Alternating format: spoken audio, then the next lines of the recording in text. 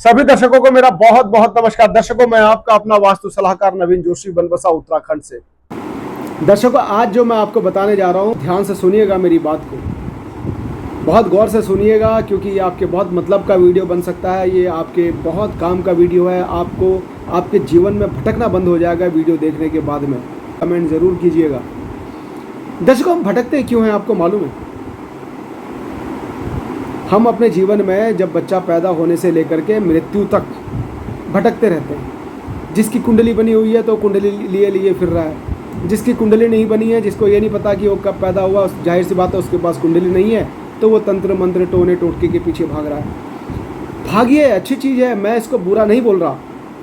तंत्र मंत्र टोना टोटका ज्योतिषी ये सारी चीज़ें कार्य करती हैं, बहुत अच्छी तरह कार्य करती हैं, लेकिन ये क्षणिक काम करती हैं।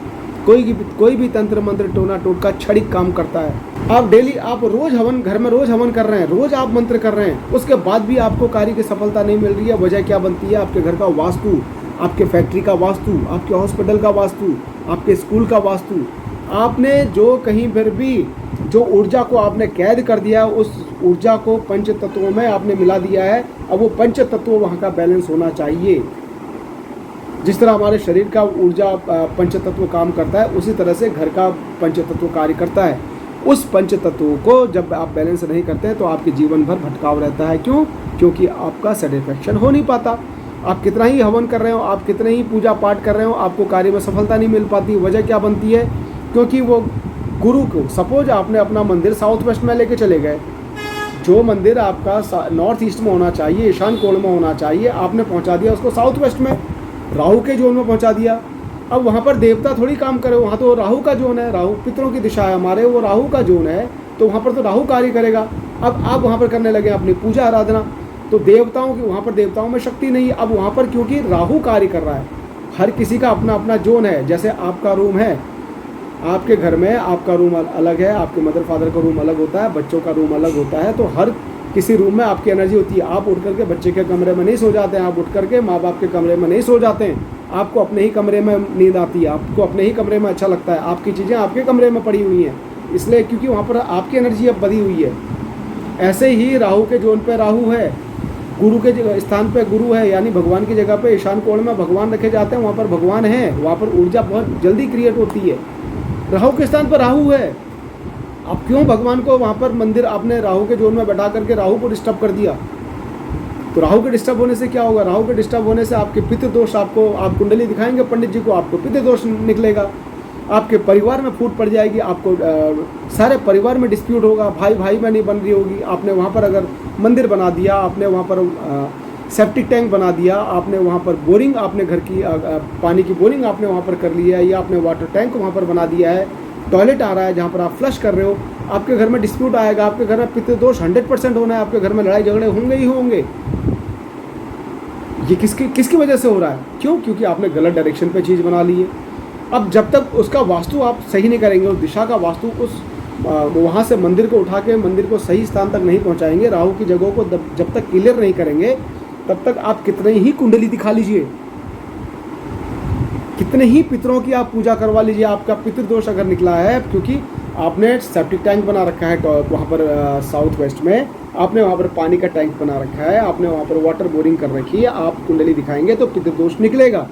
पितृ दोष की पूजा आपको बताई जाएगी, आप पितृ दोष की पूजा कर लेंगे, बहुत अच्छा खर्चा कर लेंगे, लेकिन 2-1 महीने बाद में वो चीज़ें लौट करके वैसी ही हो जाएंगी, जैसी स्थिति पहले थी वो परिस्थिति वैसी ही हो जाएगी। फिर आप दोष देंगे पंडितों को, अरे पंडित तो ठग के चला गया, अरे ये हो गया वो हो गया। दोषी दूसरा हमेशा बनता है, जबकि उसने अपना कार्य किया। सारी चीज़ें कार्य करती हैं, मंत्र तंत्र हवन सारी चीज़ें कार्य कर रही हैं, लेकिन कार्य क्या नहीं कर रही? क्योंकि आपने गलत डायरेक्शन पर भगवान को बैठाया हुआ, तो वहाँ की ऊर्जा डिस्टर्ब है। अब जब तक हम उस राहु की एनर्जी को क्रिएशन, उसको बैलेंस नहीं करेंगे, तब तक आपको घर में कुछ कर लीजिए, आप कितना हवन पूजा पाठ कर लीजिए, ऊर्जा जब तक, राहु जब तक वहाँ का बैलेंस नहीं होगा, उस घर में कुछ चीज़ें, स्थिति आपकी ठीक होने वाली नहीं है। जब तक दिशा सही नहीं होगी, आपकी दशा सही होने वाली नहीं है। इस भटकाव से मैं आपको बचाना चाहता हूँ, इसलिए मैं कह रहा हूँ कि वीडियो आपके लिए बहुत काम का वीडियो है, ज़रूर शेयर कीजिएगा। आप अपने घर के कॉर्नर्स को, आप अपने घर की दिशाओं को बैलेंस करिए। पानी के स्थान पे पानी हो, अग्नि के स्थान पे अग्नि हो, वायु के स्थान पे वायु हो, आकाश के स्थान पे आकाश वाली चीज़ें हों, पृथ्वी तत्व वाली दिशा पे पृथ्वी तत्व वाली चीज़ें हों। ये हमारी वास्तुकला बताती है। ये प्राचीन काल से चला आ रहा है। भगवान कृष्ण ने जब सुदामा जी का वास्तु चेंज किया, उनकी स्थिति बदल गई। जब उनके घर का वास्तु चेंज हुआ सुदामा जी का, तो उसके बाद उनके पूरे नगर का वास्तु जब चेंज हुआ तो पूरे गांव का माहौल चेंज हो गया था। और पूरे गांव का वास्तु, ये आप भागवत पुराण में, श्री कृष्णा में, आप कहीं भी इन चीज़ों को पढ़ सकते हैं। ये तो झूठी बातें हैं नहीं। जिन 16 कलाओं में एक कला भगवान श्री कृष्ण की वास्तुकला थी। जब उन्होंने सुदामा जी उनके पास आए, जब सुदामा जी लौटे, तो उससे पहले उनके पूरे नगर का वास्तु कराया गया, और वो भी विश्वकर्मा जी द्वारा, वास्तुकला के आधार पर, ताकि वहाँ पर धन की कभी कमी ना हो, खुशियों की कभी कमी ना हो, कोई वहाँ पर भूखा ना सोए, ऐसा वास्तु वहाँ का कराया जाए। तो वास्तुकला आज की तो है नहीं, वास्तुकला प्राचीन काल से चली आ रही है। और हम भटक रहे हैं कुंडली लिए लिए, पंडित जी ये कर दो, ये पूजा कर दो, मंत्र टोटके वालों के पास घूम रहे हैं कि ये मंत्र कर दो और ये टोटका कर दो। कैसे कार्य हो जाएगा आपका?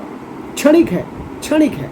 ये मंत्र तंत्र टोना टोटका आप जो कर रहे हो, ये क्षणिक है, ये क्षणिक कार्य करेगा। जब तक कार्य नहीं करेगा, जब तक अगर आपने कोई चीज़ें, सपोज आपने ये चीज़ यहाँ पर रख दी है और ये चीज़ यहाँ पर गलत है, ये चीज़ यहाँ पर अगर गलत है, जब तक ये यहाँ से हटेगी नहीं है, जब तक सही स्थान पर नहीं जाएगी, तब तक कोई भी ऊर्जा, आप कितने ही पूजा पाठ मंत्र हवन करवा लीजिए, कार्य होने वाला नहीं है। जब तक वो मंत्र और हवन की एनर्जी घर के अंदर है, तब तक आपको बहुत अच्छा लगेगा। लेकिन वो जैसे एनर्जी चली जाती है, वापस आप मुड़ करके वहीं पर आ जाएंगे, क्योंकि ये चीज़ यहीं पर पड़ी हुई है। ये चीज़ राहु को पसंद नहीं है। ये चीज़ यहाँ पर राहु को पसंद नहीं थी। वहाँ राहु को क्या पसंद नहीं है? वाटर टैंक पसंद नहीं है, सेप्टिक टैंक पसंद नहीं है। वो आपने वहाँ पर डाल दिया है, आपने वहाँ पर वाटर की बोरिंग करा दी है, वो चीज़ पसंद नहीं है। अब आपने क्या किया? राहु आपका बिगड़ गया। अब राहु बिगड़ने से क्या होगा? राहु बिगड़ने से आपके पितृ दोष निकलेंगे, आपको पैसा नहीं आएगा, आपके कार्य में आपके सफलता नहीं मिलेगी, बिजनेस में आपका डिस्प्यूट होगा, आपके स्किल में आपकी कमी होगी, फैमिली में डिस्प्यूट होगा, परिवार में लड़ाई झगड़ा एक दूसरे के प्रति होगा। ये सारी चीज़ें राहु करवाएगा।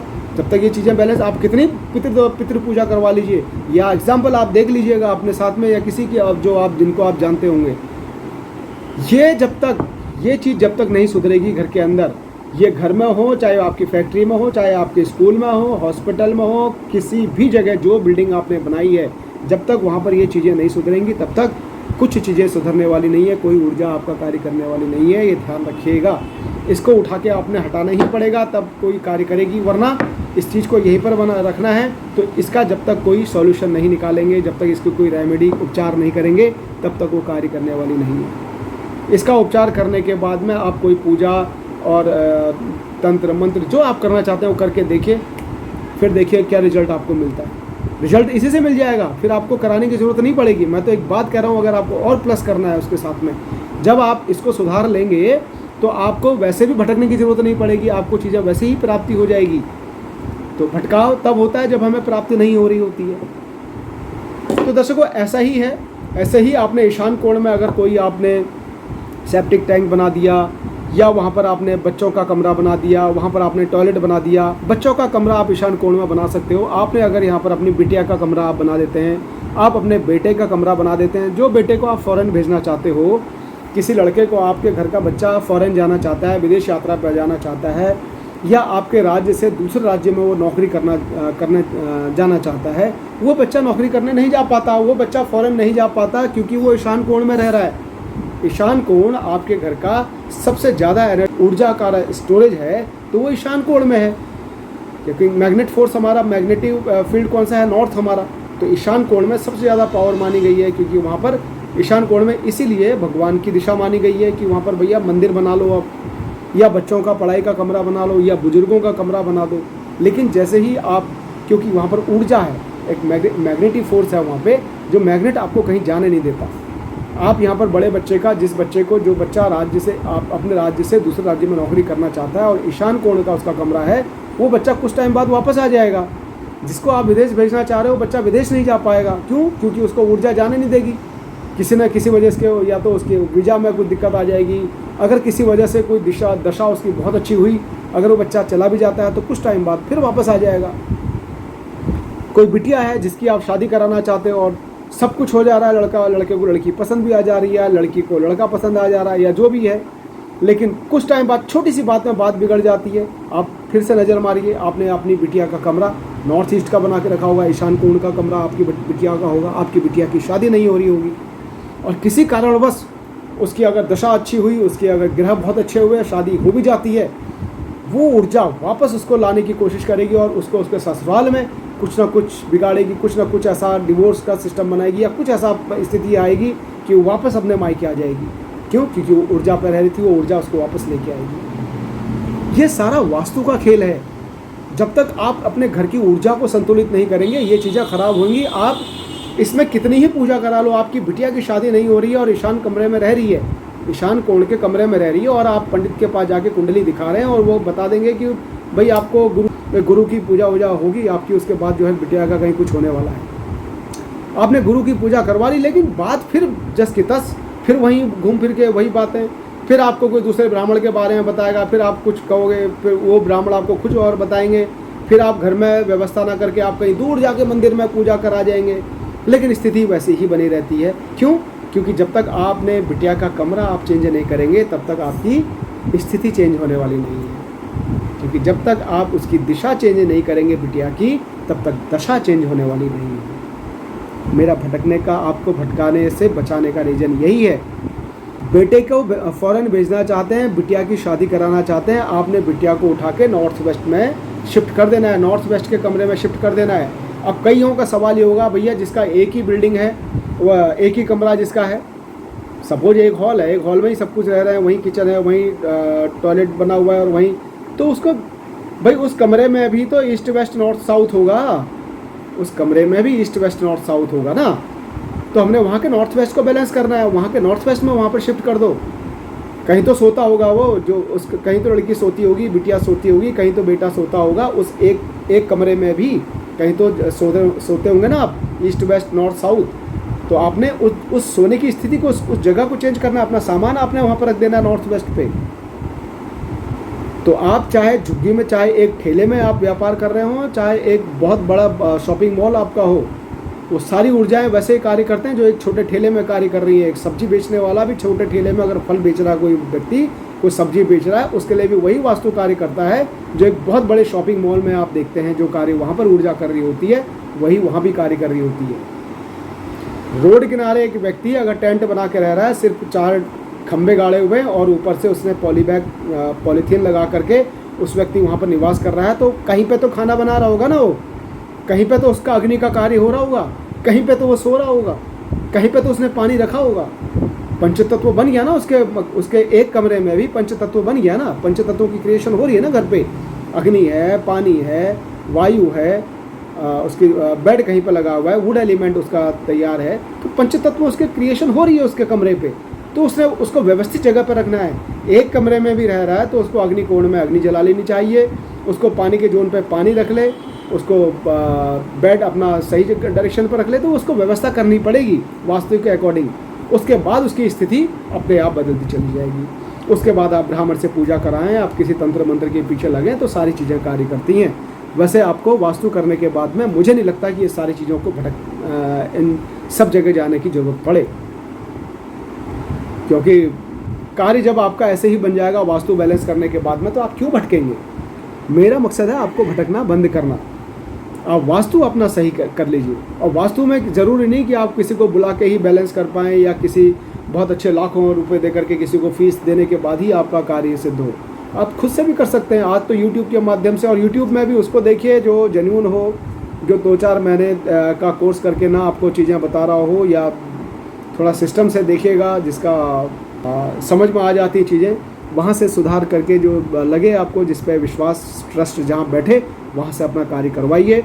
अन्यथा आप वास्तु की बहुत सारी बुक्स हैं, वहाँ पढ़िए, मेहनत कीजिए, खुद से वास्तु सही कीजिए अपना। बहुत बड़ी बात नहीं है, वास्तु से बहुत डरने की ज़रूरत नहीं है, लेकिन वास्तु के बिना आप चल नहीं सकते। मैं आपको लिख के देता हूँ, आपका वास्तु खराब है तो आप जीवन में बहुत ज़्यादा तरक्की नहीं कर सकते।